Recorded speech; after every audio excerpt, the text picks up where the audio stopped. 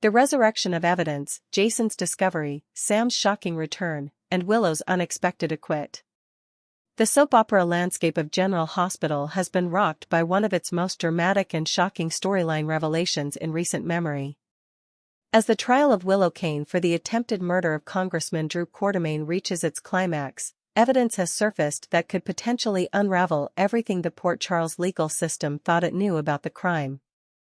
Jason Morgan's stunning discovery that Samantha McCall is alive has fundamentally altered the trajectory of the case, suggesting that the true shooter may not be Willow Tate at all, but rather the supposedly deceased Sam McCall herself. Simultaneously, the judge's final verdict finding Willow not guilty has sent shockwaves through Port Charles, leaving residents grappling with questions about justice, truth, and the mysterious circumstances surrounding Drew's shooting. Jason's explosive discovery, Sam lives. The revelation that Sam McCall, beloved mother of Danny Morgan and former love of Jason Morgan, is still alive, ranks among the most shocking returns in General Hospital history. For weeks, Port Charles mourned the loss of this pivotal character, believing that she had been killed by Cyrus Renault in a tragic act of violence. Evidence unearthed by Jason Morgan during his investigation into Drew's shooting revealed something far more sinister. Sam's death had been staged as part of an elaborate scheme by powerful forces who have been holding her captive in a secret facility hidden beneath Port Charles. The discovery was made almost by accident when Jason was pursuing leads related to Drew's attempted murder and the growing suspicion that something deeper and more organized was at play in Port Charles. What he uncovered was a high-tech facility containing evidence that Sam had not perished, but had instead been subjected to some form of experimental procedure or memory mapping project. According to the evidence Jason discovered, Sam's vital signs were recorded days after her supposed death, indicating that the liver transplant Lulu Spencer received, which everyone believed came from Sam, was actually a bioprinted synthetic organ created to maintain the cover story. This revelation transforms Jason's understanding of not only Sam's fate, but also the interconnected web of crimes and conspiracies that have plagued Port Charles in recent months. The evidence suggested that whoever orchestrated Sam's kidnapping and imprisonment had the resources, technology, and ruthlessness to stage an elaborate funeral and deceive the entire community. For Jason, who has spent years fighting to protect those he loves, the discovery that Sam might still be alive represented both a glimmer of hope and a terrifying acknowledgement of the dangers that continued to threaten the people closest to him. The theory that Sam, not Willow, shot Drew. As the evidence of Sam's survival became known within Port Charles legal circles, investigators and defense attorneys began to consider a startling possibility. Could Sam McCall, the woman everyone believed was dead, actually be the person who shot Drew Cain? This theory, while seemingly far-fetched on its surface, carries significant weight when examined in the context of Sam's protective nature and her deep concerns about the welfare of her children, particularly her daughter, Scout, whom Drew had been keeping away from her family. For years, Sam would have done anything to protect her children. The way Drew has been treating Danny Morgan and his handling of Scout would have been deeply upsetting to any mother. If Sam had survived her initial encounter with Cyrus Renault and was somehow brought back into consciousness or control, whether through the experimental procedures hinted at by Jason's discovery or through some other means, her first instinct would likely have been to exact revenge on the man who had been harming her children and preventing her from being with them. The shooting itself was notable for being remarkably inaccurate for a professional hit. The shooter fired twice at Drew, but failed to kill him, suggesting either that the shooter didn't want him dead or simply wasn't skilled enough to finish the job. This inconsistency has long troubled investigators because it doesn't fit the profile of either a contract killer or a calculated murder by someone with military training. However, it would fit the profile of a grieving, vengeful mother who was trying to punish rather than execute her target. If Sam was in fact the shooter, it would explain several pieces of the puzzle that have troubled investigators. It would also cast considerable doubt on the evidence against Willow, whose presence near the Cain mansion on the night of the shooting now seems potentially incidental rather than criminal. The theory that Sam shot Drew adds a layer of tragic irony to the situation. A woman brought back through experimental means, disoriented and manipulated, potentially taking action against someone she perceived as a threat to her children only to have an innocent woman face prosecution for her crime.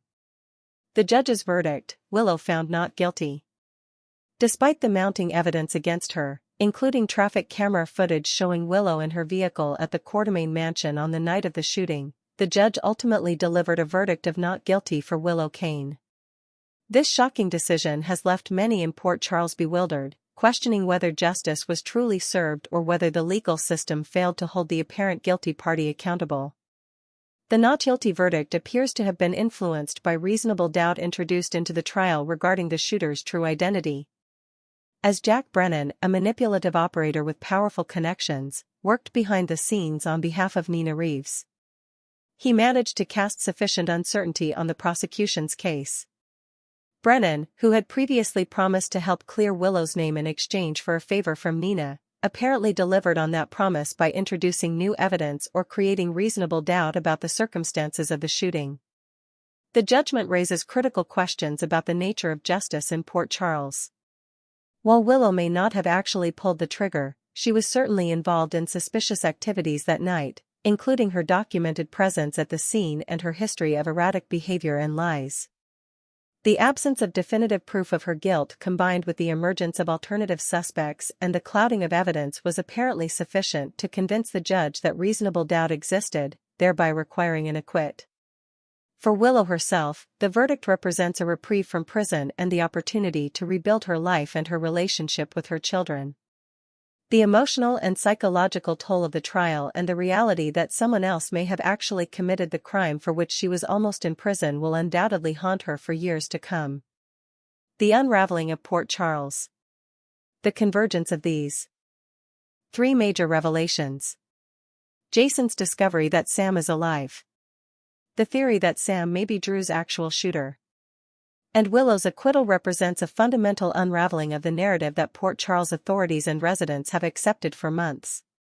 The community that believed it had closure on Sam's death now must grapple with the reality that she may be alive, held captive somewhere, and possibly a victim of the same forces that have been destabilizing Port Charles for months. For Jason Morgan, the knowledge that Sam may still be alive transforms his entire mission and priorities. Instead of focusing on solving Drew's shooting or supporting the legal proceedings against Willow, he must now marshal his resources and intelligence network to locate Sam, rescue her from wherever she is being held, and bring her home to her family. This mission will inevitably bring Jason into conflict with whoever orchestrated Sam's kidnapping and the sophisticated technology that keeps her imprisoned. The question of who holds Sam captive for what purpose and how she came to be part of what appears to be an experimental memory mapping project remains unanswered. The hints in the evidence discovered by Jason suggest involvement by powerful organizations with access to advanced technology. Possibly the WSB, possibly rogue elements of intelligence agencies, or possibly other criminal organizations that operate at a level beyond the typical Port Charles mob conflicts. Conclusion: justice, truth, and the search for answers. The acquit of Willow Cain, while legally correct, if reasonable doubt truly existed regarding her guilt, leaves numerous questions unanswered about the attempted murder of Drew Cain and the true circumstances surrounding the shooting. The revelation that Sam McCall may still be alive, combined with the emerging theory that she could be the actual shooter, adds layers of complexity to an already convoluted case that touches on issues of personal justice, protective parental instincts, and the manipulation of evidence in the legal system. Jason Morgan's discovery of evidence that Sam survives represents a turning point not just for him personally, but for the entire trajectory of Port Charles. The woman who sacrificed herself to save Lulu Spencer may not have been lost after all, but rather held captive by forces unknown, subjected to procedures unknown, and potentially manipulated into actions that endangered an innocent woman. As Port Charles moves forward, the resolution of Sam's situation and the true identity of Drew's shooter will likely determine whether justice was truly served or whether the system failed in the most fundamental way possible. Next, we will learn about the explosive courtroom drama that's about to shatter Portia Robinson's carefully constructed world into a million irreparable pieces. The perfect alibi that's actually a perfect nightmare. Portia Robinson finds herself trapped in what can only be described as a legal and personal nightmare of epic proportions. She possesses something that most people under investigation would desperately want. An absolutely bulletproof ironclad alibi for the night of September 2, 2025, when someone ambushed Drew Cain and left him bleeding with 2 gunshot wounds in his back. The problem isn't that her alibi won't hold up in court. The problem is that it holds up too well because the person who can verify her whereabouts that fateful night isn't her devoted husband Curtis Ashford. It's Dr. Isaiah Gainin, a man who has become far more than just a colleague or friend in recent months. The cruel twist of fate here is that Portia's salvation in the courtroom will become her destruction at home. Every lawyer knows that an alibi is only as good as the witness who can corroborate it. And Isaiah Gainin can absolutely confirm that Portia was nowhere near the scene of Drew's shooting. He can testify with complete certainty because she was with him, not at a hospital staff meeting, not grabbing coffee at a neutral location. She was intimately involved with him while her husband sat at home, probably wondering when his wife would finally come through that door. The courtroom confrontation that changes everything. When Alexis Davis calls Portia Robinson to take the witness stand during Willow Tate's murder trial, the temperature in that courtroom is going to drop to absolute zero. Alexis is a brilliant attorney who knows exactly what questions to ask, and she's going to methodically corner Portia with the precision of a surgeon wielding a scalpel. The questions will seem innocent at first. Where were you on the evening of September 2nd? Can anyone verify your location? Who were you with? Each question will tighten the noose around Portia's neck just a little bit more. Portia will have mere seconds to make a decision that will alter the trajectory of her entire life. Option 1: commit perjury by lying under oath about her whereabouts. This would technically save her marriage in the short term, but it's also a federal crime that could land her in prison, cost her medical license, and destroy everything she's worked her entire career to build. The prosecution would eventually uncover the truth anyway. They always do. And then she'd be facing criminal charges on top of the adultery revelation. Option 2: tell the complete unvarnished truth and watch Curtis Ashford's heartbreak in real time as he sits in that courtroom gallery. She would have to speak the words out loud on the record with court reporters transcribing every syllable. I was with Dr. Isaiah Gainin. Those 6 words will echo through the courthouse, through Port Charles, and through the rest of her life. Curtis will hear them. Trina will hear them. Everyone they know will eventually hear them because courtroom testimony becomes public record. Curtis Ashford's devastating betrayal. The absolute heartbreak of this entire situation centers around Curtis Ashford, a genuinely good man who has been nothing but supportive and loving throughout Portia's pregnancy. This isn't a man who has been distant or neglectful. This isn't a husband who drove his wife away through cruelty or indifference. Curtis has been preparing their home for the baby's arrival.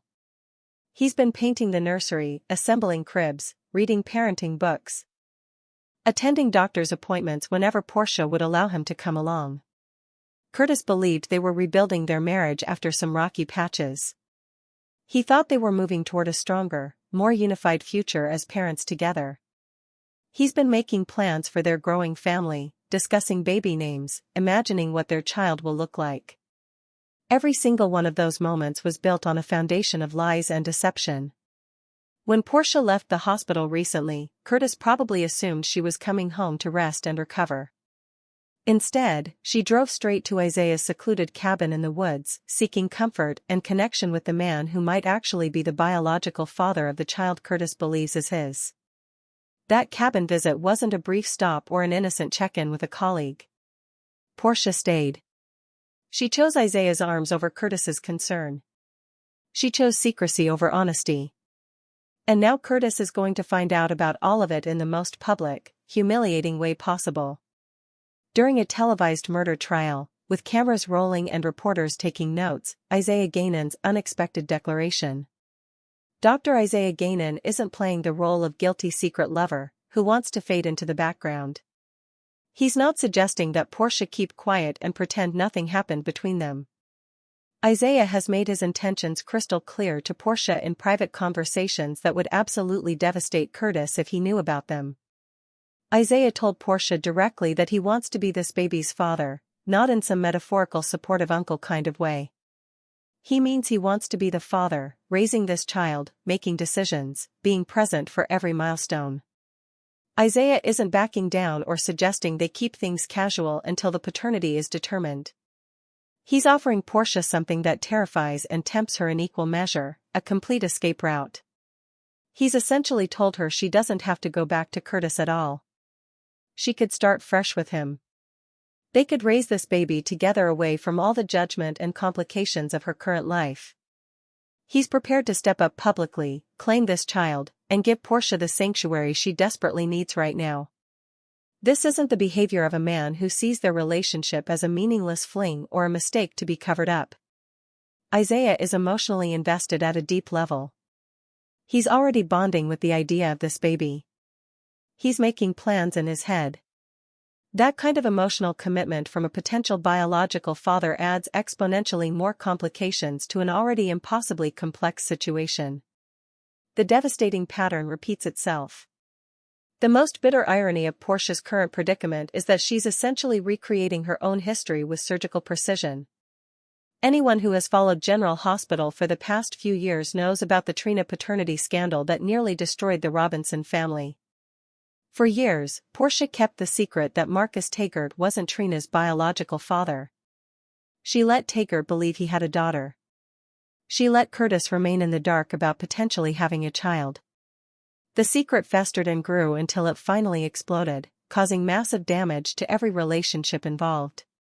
When that truth finally emerged, Portia had to watch the hurt and betrayal in Curtis's eyes. She had to see Trina's confusion and pain. She had to face the consequences of years of deception.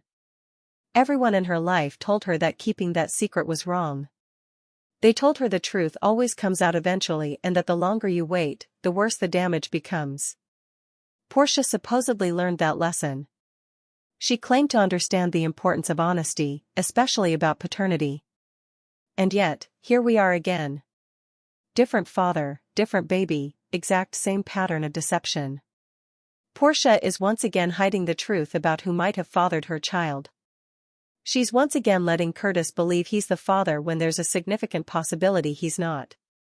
She's once again building a life on a foundation of lies that will inevitably collapse. The worst part, this time Cain knew better. She had already lived through this nightmare once before. She knew exactly how much pain these secrets cause and she chose to create the same situation all over again. Anyway, Trina Robinson figures it out.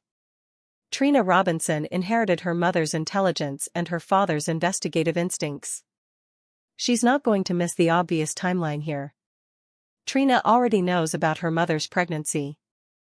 That's not a secret anymore.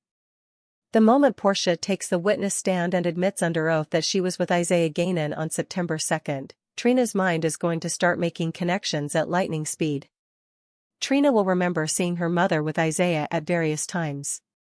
She'll recall conversations that seemed innocent at the time, but now take on new meaning. She'll remember her mother's strange behavior, the secretive phone calls, the times Portia claimed to be working late at the hospital. And most importantly, Trina will do the pregnancy math. If her mother was having an affair with Isaiah around September, and she's currently pregnant, then Curtis might not be the father. Trina will realize her mother is potentially repeating the exact same pattern that caused so much pain with her own paternity. The betrayal Trina will feel goes beyond just disappointment in her mother's choices. Trina defended Portia during the last paternity scandal. She stood by her mother even when it was difficult. She forgave the lies about her own biological father. And now she has to watch her mother make the exact same mistakes with a new baby, potentially hurting Curtis all over again. Trina's relationship with her mother may never recover from this revelation. Brad Cooper's dangerous knowledge. Brad Cooper represents an entirely different type of threat to Portia's carefully maintained facade. Brad isn't just some random hospital employee with a grudge. He's a man who has spent years surviving in Port Charles by knowing everyone's secrets and using that information strategically. Brad has already demonstrated that he knows Portia tampered with Heather Weber's medical test results. Information that could end her medical career permanently, if it became public knowledge. When Brad showed up at Portia's hospital room with that characteristic smug expression, dropping hints about having stories to tell. He was essentially announcing that he knows about her affair with Isaiah. Brad thrives on chaos and leverage. He's currently in a vulnerable position himself, which makes him even more dangerous because desperate people make reckless choices. Brad has absolutely nothing to lose by exposing Portia's secrets and everything to gain. He could use this information to protect himself, to negotiate better terms for his own situation, or simply because creating drama gives him a sense of power and control. Portia warned Isaiah that Brad is dangerous, and she's absolutely correct in that assessment. But here's the cruel twist. Brad's potential exposure of her secrets has become almost irrelevant. The courtroom is going to force Portia to expose everything herself long before Brad gets the opportunity to weaponize the information.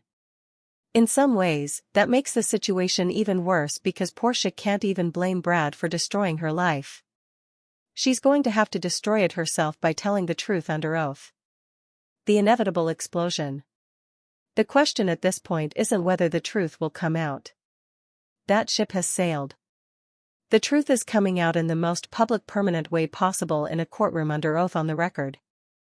The only remaining questions are who survives the fallout and can any of these relationships be salvaged after such devastating betrayals. Curtis will have to decide whether he can forgive Portia for this level of deception and whether he can raise a child that might not be biologically his. Trina will have to process watching her mother repeat the same destructive patterns. Isaiah will have to navigate the aftermath of their affair becoming public knowledge. And Portia will have to face the consequences of every choice she's made over these past months. Poor Charles is about to witness one of the most explosive courtroom revelations in general hospital history. And the shock waves will ripple through every corner of this community for months to come.